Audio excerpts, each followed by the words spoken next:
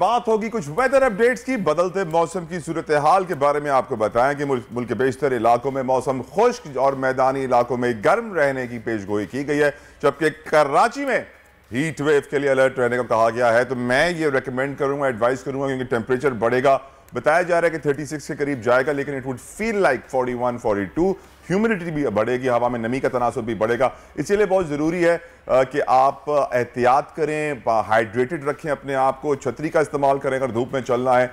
और जो peak time होता है गर्मी का, यानी कि 1 बजे से लेके 3-4 बजे तक, ये वो पीक आवर्स हैं जिसमें आप धूप को ज़रा अवॉइड करें, छाँव में रहने की कोशिश करें, पंखा अपने सामने रखें और पानी ज़्यादा से ज़्यादा पिएं। और ख़ासतौर पे जो फ्रूट्स आते हैं गर्मी के, उनका इस्तेमाल, नींबू पानी ज़्यादा कीजिए। सरिश, आप कौन सी ड्रिंक पसंद करती हैं गर्मी में?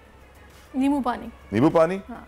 मुझे पता नहीं क्यों वाटरमेलन अच्छा नहीं लगता, हालांकि कुछ लोगों को बहुत पसंद होता है वाटरमेलन। हीट और गर्मी भगाने के लिए ठंडा तरबूज ऐसा कमाल करता है सरिश। और फालसे, आपके कपड़े देखकर तो आज फालसे खाने का दिल चाह रहा है। और फालसे का जूस भी गर्मी भगाने के लिए बहुत अच्छा होता है। मसाला मत डालिएगा। चीफ मेट्रोलॉजिस्ट सरदार सरफराज साहब ने ज्वाइन कर लिए, कुछ उनसे भी बातें कर। पहले लाइटेड सवाल पूछिए। सरदार सरफराज साहब, आपकी नजर में आपका गर्मियों का फेवरेट फ्रूट कौन सा है जिससे आप गर्मी भगाते हैं? सर, जो भी ठंडा फ्रूट मिल जाए जी, वही गर्मी का ज़ाहिर है। जैसे आपने तरबूज का कहा, खरबूजा का, यही सबसे ज्यादा तरबूज ही पसंद किया जाता है। दरवेश तबीयत के आदमी है सरदार सरफराज साहब, तो कहते हैं कि कुछ भी मिल जाए मैं अल्लाह का शुक्र अदा करता हूँ। माशाल्लाह। सरदार साहब, कराची में क्या टेम्परेचर जाने का तवक्को की जा रही है और ये गर्मी की लहर कब तक जारी रहेगी? अच्छी वाली बारिशें करवा देना सरदार साहब प्लीज। देखिए अब तो गर्मी के दिन है, तो जाहिर है गर्मी होगी। मई और जून 2 ऐसे महीने होते हैं जो गर्म तरीन होते हैं पाकिस्तान के बेशतर मैदानी इलाकों में। गर्मी देर से आई है सर? जी, इस दफ़ा निस्बतन देर से आई है, इसलिए कि आपको पता है पिछले साल का अगर आप कंपैरिजन करें तो पिछले साल तो मार्च से गर्मी पड़ना शुरू हो गई थी, और इस साल जो वेस्टर्न डिस्टर्बेंस एक के बाद एक आती रही है। अप्रैल में खासी रही उनकी फ्रिक्वेंसी, और इसी तरह मई के भी अभी तक के जो दिन थे वो एक तरह से ना, मैं उनसे कहता हूँ कि बोनस दिन मिले आपको, गर्मी कम पड़ी है। लेकिन कराची में अभी भी 36 से ऊपर नहीं गया टेम्परेचर, और मई का जो एवरेज टेम्परेचर है जी। सरदार साहब, हीट वेव्स कब आ रही हैं? देखिए, हीट वेव का अभी कराची में कोई खदशा नहीं है, अलबत्ता ये कि हॉट एंड ह्यूमिड वेदर है, यानी 36-37 टेम्परेचर जब हो जाता है, उसके साथ 50 से 60% एवरेज ही। अभी मैं देख रहा था एवरेज ह्यूमिडिटी की एवरेज तो वही 50 से 60 के फिगर आती है। तो इसका मतलब ये है कि वो आपको जो डिस्कम्फर्ट फैक्टर है या फील लाइक टेम्परेचर है वो कराची में बढ़ जाता है। वो छाँव के अंदर ही पसीना आ रहा होता है कराची में। सरदार साहब, एक बड़ा इंपॉर्टेंट क्वेश्चन आपसे पूछना चाहूंगा। क्लाइमेट चेंज, जिसकी अभी आपने बात की ना कि पिछले साल मार्च में गर्मियां कराची में शुरू हो गई थी, हम देख रहे हैं कि मई में गर्मियां शुरू हो रही हैं। ये जो बिजाई और कटाई का वक्त होता है, एग्रीकल्चर आपका इससे बड़ा इफेक्ट हो रहा है। क्लाइमेट चेंज सर कितनी परेशान कुन बात है इस वक्त हमारे लिए और आपके लिए? देखिए, उसमें इससे तो कोई इनकार नहीं कि क्लाइमेट चेंज की वजह से आपके जो एक्सट्रीम इवेंट्स हैं ना, वेदर इवेंट्स, वो उनकी फ्रिक्वेंसी बढ़ गई है। जैसे पिछले साल हमने बहुत सीवियर हीट वेव 3 महीने तकरीबन फेस की थी पाकिस्तान के बेशतर मैदानी इलाकों में, पंजाब में भी, सिंध में भी, वस्त मार्च लेके वस्त जून तक। और फिर उसके साथ फिर आपने देखा कि एक्सट्रीम फ्लडिंग हुई, बहुत ज़्यादा हैवी रेनफॉल हुई, एक्सट्रीम वेदर कंडीशंस।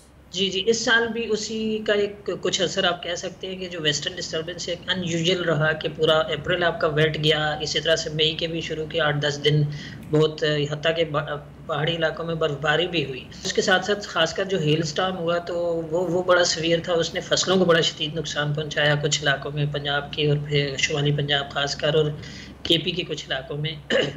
तो सरदार साहब, कराची में अगर मौसम गर्म भी हो लेकिन समंदरी हवाएं चलती रहें तो बड़ा थोड़ा सा बेहतर फील होता है। तो समंदरी हवाएं भी बंद रहेंगी, हीट वेव्स भी होंगी, आगे कैसा मौसम रहने वाला है, स्पेशली मई के एंड की अगर बात की जाए? देखिए, अब ग्रेजुअली तो गर्म ही होता जाएगा ना मौसम। जैसे मैंने आपसे कहा कि गर्म और मरतूब मौसम रहेगा, लेकिन देखिए कराची में हीट वेव आने के दो एक तरह से ना, जैसे कहें कि सबब होते हैं। एक तो समंदर में, कराची के जनूब में समंदर में कुछ हवा का लो प्रेशर बन जाए, कोई डिप्रेशन, जैसे साइक्लोन का भी सीज़न होता है ये मई और जून ना इत्तेफाक से।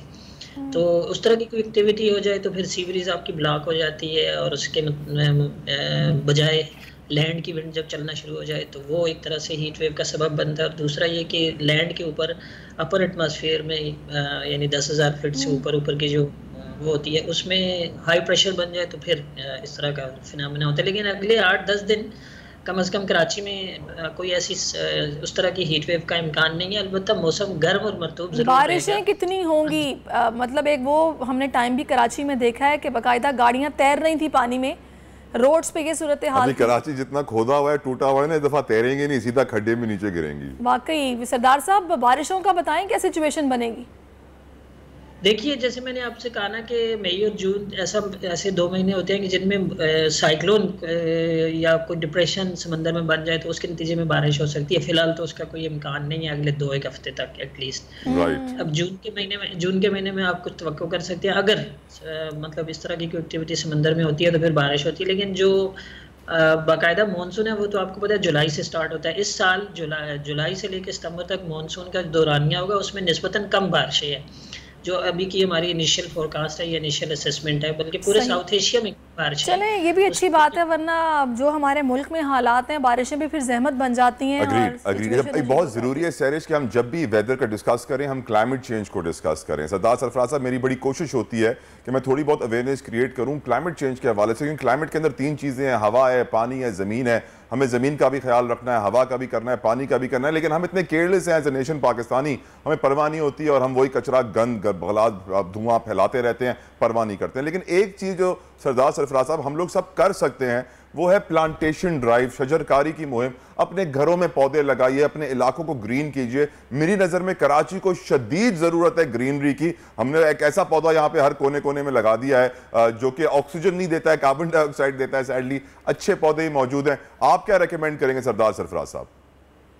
जी बिल्कुल, बड़ा सही आपने एक तरह से एडवाइस किया कि प्लांटेशन और जो फॉरेस्टेशन बहुत कम होती जा रही है ना। असल में जैसे जैसे आपके शहर फैलते हैं तो हम दरख्तों का मज़ीद कटाव कर देते हैं। फिर रियल एस्टेट एक बीमारी है जो अच्छी खासी, यानी आपकी एग्रीकल्चर लैंड को हम वो एक तरह से डिस्ट्रॉय करके उसके बजाय वो शहर बसा रहे हैं। तो उसके साथ साथ ये चीज़ हो, लेकिन उसके साथ प्लानिंग हो बाकायदा, और क्लाइमेट रिजिलियंट, आपकी जितनी डेवलपमेंट है वो क्लाइमेट रिजिलियंट हो, यानी क्लाइमेट से मुताबिकत रखने वाली चीज़ें आप साथ साथ करें। प्लांटेशन, कंक्रीट का जंगल अगर बनाते रहेंगे तो ये हमारे लिए नुकसानदेह है। बड़ी अच्छी निशानदेही की अभी सरदार सरफराज साहब ने। हम जानते हैं पंजाब के अंदर आम के बागात खत्म करके हाउसिंग सोसाइटीज बनाई गई है। हम जानते हैं कराची के अंदर इस वक्त एक मलीर एक्सप्रेसवे बन रहा है जिसे एशियन डेवलपमेंट बैंक पहले फंड कर रहा था, अब उन्होंने पैसे देने से इनकार कर दिया। लोगों ने कंप्लेंट की है कि यहां पर क्लाइमेट को नुकसान, जो इकोसिस्टम है मलीर के अंदर, मलीर एक ऐसा इलाका था जो कराची के आउटस्कर्ट्स में और बहुत लश ग्रीन एग्रीकल्चर, एक यहाँ पे एनिमल का नेचुरल हैबिटेट्स था, मुख्तलिफ किस्म के माइग्रेटरी बर्ड्स यहाँ पर आते थे। सैडली इस रोड को बनाने के लिए ताकि रियल स्टेट की वैल्यू बढ़ सके उसको तामीर किया जा रहा है मलीर एक्सप्रेसवे को, लेकिन यह ख्याल नहीं किया जा रहा कि इससे हमारे माहौल को, हमारे क्लाइमेट को, हमारे मौसमियाती तब्दीली पे कितना फर्क पड़ेगा, और उसके ऊपर शोर मचाने की कोशिश की जा रही है। Let's see what happens. लेकिन रियल स्टेट हमारे मुल्क में सबसे ज्यादा जरूरी है क्योंकि सबसे ज्यादा पैसा उसी के अंदर होता है, सबसे ज्यादा बिजनेसमैन उसी के अंदर होते हैं। Sardar Sarfaraz Sahab, thank you so very much for giving us your time. Allah Taala आपको खुश रखे और अल्लाह ताला मौसम को भी के लिए अच्छा बनाए और उसे खुश रखे। लेकिन एक बात वाज़ेह है कि अगर हमने अल्लाह की नेमतों की, इस मौसम की, इस क्लाइमेट की कदर नहीं की और इसी तरह जंगलों को काटते रहे, हाउसिंग सोसाइटीज़ की खातिर हम अपने बाग ख़त्म करते रहे, तो इसकी बहुत बड़ी कीमत हम अदा कर रहे हैं, करते रहेंगे। इन सैलाबों की शक्ल में, खुश्क साली की शक्ल में, तूफानों की शक्ल में, जहां पर हमारे कीड़े पैदा होंगे, हमारे पूरे पूरे खेत खा के चले जाएंगे और फिर हम मुंह देखते रह जाएंगे। बिटर रियलिटीज जाहिर है तो ऐसा ही। हमें होश के नाखून लेना होंगे, इंडिविजुअली अपना अपना किरदार अदा करना होगा। पौधा लगाना कौन सा मुश्किल काम है, पौधा आप लगा सकते हैं, लेकिन जाहिर है इसके लिए नियत और विलिंगनेस और थोड़ी एफर्ट करना पड़ेगी। वो कहाँ से सोच लेकर आए हम।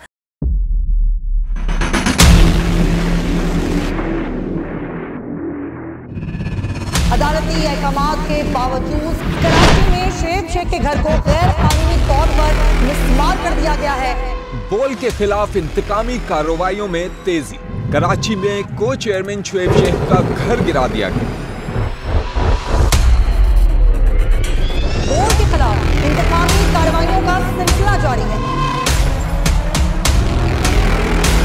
सिंध हुकूमत की अदालती अहकामात की खिलाफ वर्जी।